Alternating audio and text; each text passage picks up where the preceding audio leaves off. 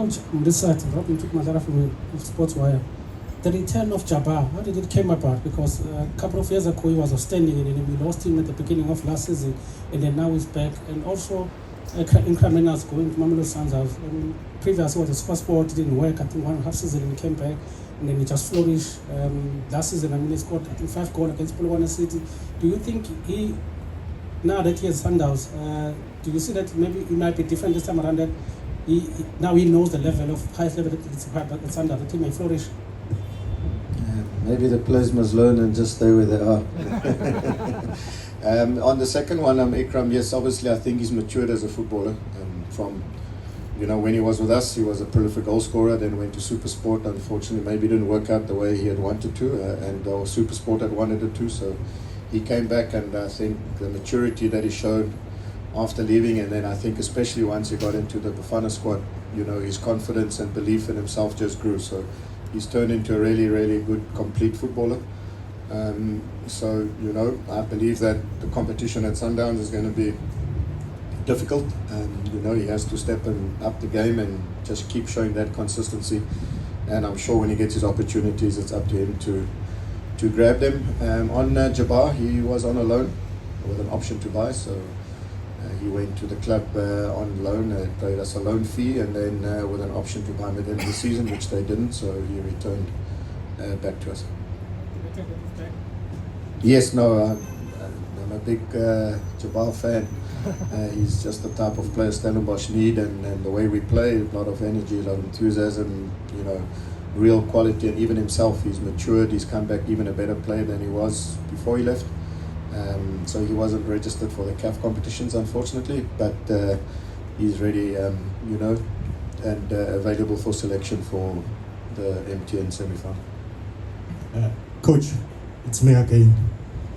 Coach, you are the right person to respond to this question. You spent some time as a coach in Durban, in KZN, and ever since you joined Stellenbosch, there's a lot of KZN players, so I'm moving to Stellenbosch, and whenever they move, they shine. And whenever they're playing here, it seems like they're not in that level best until they go in other provinces. What would you say it's a big challenge for KZN players whenever they're playing in their own province compared to whenever they play outside of the province? Or it's an issue of coaching or what? It's a difficult one. I'm not 100% sure. I can't put my finger on it. Sometimes when you're out of your own province, and we've got an environment, especially for young players, Major could maybe elaborate on it, but our sort of environment is very conducive to players to just focus on football. So they stay on site. We've got sort of good facilities, whether it be gym, whether it be sort of catering and nutrition, and there's a full focus on just playing your football and improving. And maybe sometimes when you're at home, there's maybe other things that maybe you don't have that full focus, or you have that time. I mean, our younger players, they often train twice a day, sometimes 3 times a day, whether it's on the field, whether it's in the gym. So I think that allows them to grow and develop and only focus on football. So I think that might be a reason. I just believe this whole KwaZulu-Natal have got immense talent. I mean, I think the amount of quality footballers from this province that are playing around the country, it's a gold mine, in my opinion. So yeah, we love KwaZulu-Natal players, good attitude, good commitment. Every single one that we've had at the club have done really well for us. So we found another gem, and I'm sure South Africa are going to see his talent more and more. But we're happy when we are able to find players of this caliber, regardless of where they come from. To Langelihle, you are one of the youngsters, or lucky youngsters, who have got an opportunity to play to the first team of Stellenbosch. You've also went to overseas, making work there, and also playing for the Chimbos at the under-20, doing an amazing job. How do you feel being one of the luckiest players in playing in the first team, and also what drives you as a youngster to stay like discipline and also working hard every day to make sure that your dream come true?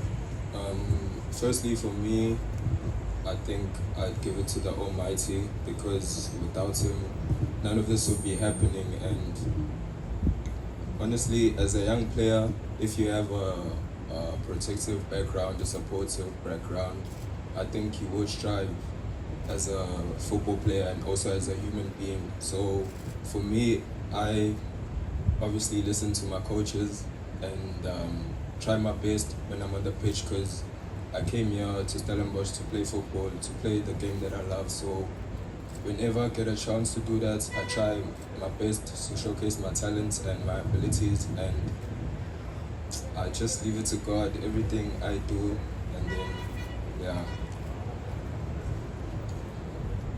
Good afternoon. My question is for Coach Steve. I'm Langelihle from Isole's newspaper. Coach, when we've seen the changes in the technical team of Mamelodi Sundowns, just what have you made of them? Maybe in the pre-season games that were streamed in the opening MTN 8, do you see many changes or many similarities compared to last season? Yeah, a little bit of both. I think it is quite clear that Coach Mangoba is trying to sort of play a different way to what they were, but it's not that easy when you have a sort of ingrained way of playing and the success they had. So I think it's just marrying the two together and sort of taking the good that they had last season and maybe trying to just enhance the team in terms of maybe a little bit more directness, a little bit more verticality in their play, playing a bit more forward and sort of a different type of sort of system. But it is similar players. Obviously they've added one or two. So the quality of the players doesn't change, the players don't just change overnight, they become different players. So there's a lot of similarities also in terms of the individual players and certain of their patterns of play. But I do believe there's a definite sort of way they are trying to play and be different. It's a work in progress. So they've only really had the one really competitive game. So I think, if there is an opportunity, it might be now before they really settle and find sort of their best way forward and their best combinations. But yeah, in saying that, Sundowns, they've just got so much quality that even in a work in progress, they're a difficult team to play against.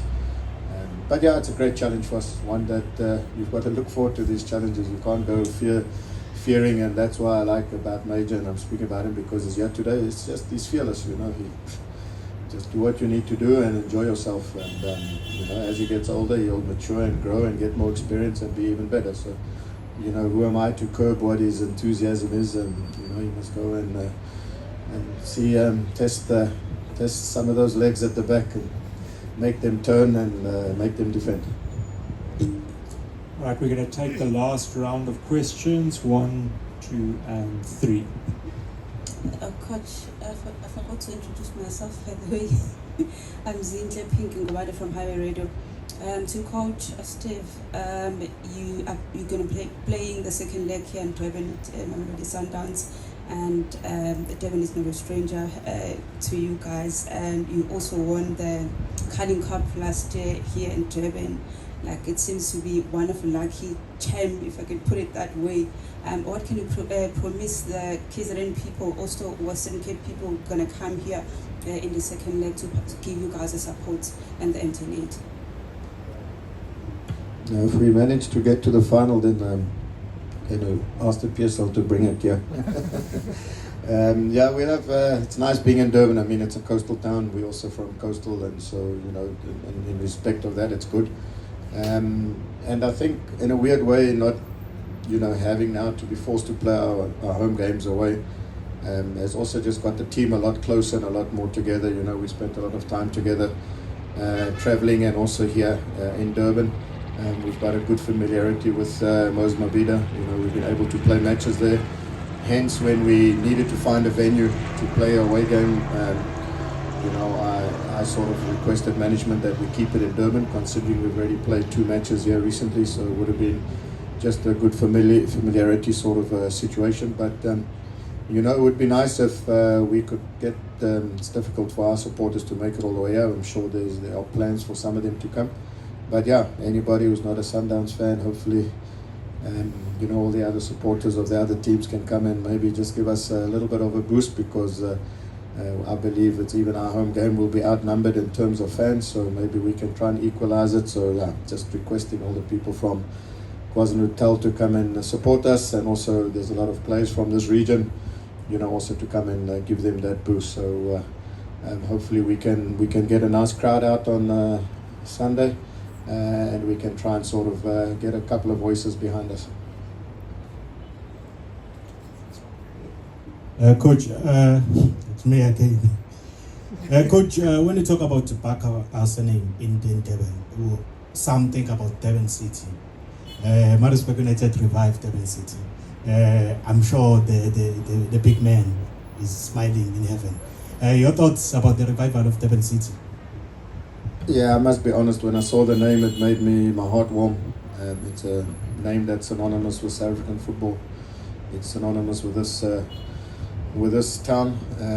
You know, I remember growing up sort of in Greyville area, and I used to sort of come and train, run down, go to the beach, and then on the way, the old Kings Park training grounds, Durban City used to be training there with, you know, that's when I first sort of saw, you know, players like Neil Tovey and them, and obviously my uncle, you know, synonymous also with the club and the name, and yeah, I'm really happy. I hope that, you know, the people in Durban especially get behind the team, support them. You know, yeah, it's not my place to say, but when a team has to change its name, it's never easy, but you know, it could be something that can turn out to be special. So it would be lovely to see a name like Durban City back right at the top level. So I do wish them well, and I'm sure my uncle is very, very proud of what's happening and smiling from above, and hopefully, you know, Durban City can go and make the town and Durban proud of them. Coach, you spoke about, Coach on this side, you spoke about the irritation of losing your key players. Did you expect this though? I mean, from having finished third last season and winning a cup competition, did you expect that you may lose so many key players? And what's the situation with regards to Jaden Adams? Are you confident that you will keep him beyond the transfer market? Because he has also been linked to Mamelodi Sundowns. I think with Ikram Rayners, I felt that it was always going to be a threat because of his exit clause. So there was interest from not only South Africa, but you know, Saudi Arabia, Qatar. So right from the beginning, even at the back end of last season, you know, we knew that it might be difficult to keep Iki just because of, you know, what he's achieved, and obviously having the exit clause was always, you know, a risk for us. But as I said in the last time, you know, sometimes contracts are negotiated in such a way that there was an exit clause in his. So again, you know, we brought a player back from SuperSport and done well, and now he's moved on. So that was always a 50-50. I wasn't with Dino also. There's been, you know, it's not the first time there's been talk about it. So there was a little bit of that risk, but you know, we do plan and we do have sort of contingency plans should one or two of these things happen. So we'll be in a position to replace both of them adequately. So yeah, with the South African window is a tough one. It lasts long. Friday would have been a nice couple of days to wait, but it goes on till the 20th of September. So let's see what happens. Right now, as I said last time, even our CEO in an interview recently has indicated that you know, we not in a position to be losing, you know, our star players and quality players. We also have our own ambitions. So in Jaden's case, I'm confident that he will be here. Coach Langelihle, thank you very much for your time.